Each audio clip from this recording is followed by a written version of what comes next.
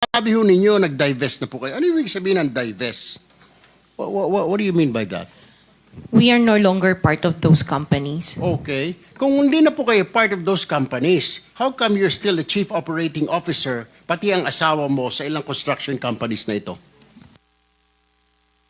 Hindi po ako COO ng mga companies po.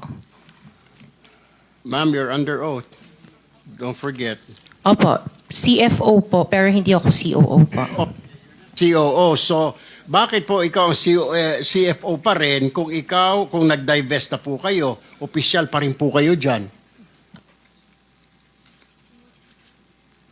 Sorry, tumutulong lang po ako dun sa mga ibang companies po. So you haven't, with the Go permission, ahead. you haven't completely divested all your interests in that Before we particular company. continue, let me acknowledge the presence of Senator Rapi Tulfo.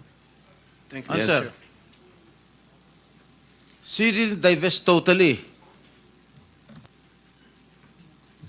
You're still the CFO according to you. According to you.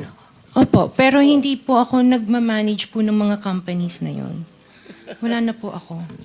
Knowledge that you own 9 companies, namely St. Gerard, St. Timothy, Alpha and Omega, Elite General Contractor and Development Corporation, St. Matthew, Great Pacific Builders, YPR General Contractor, Amethyst Horizon Builders, and Waymaker OPC.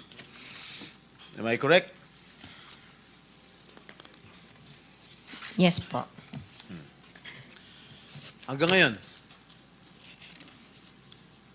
up to now, you own these 9 construction companies?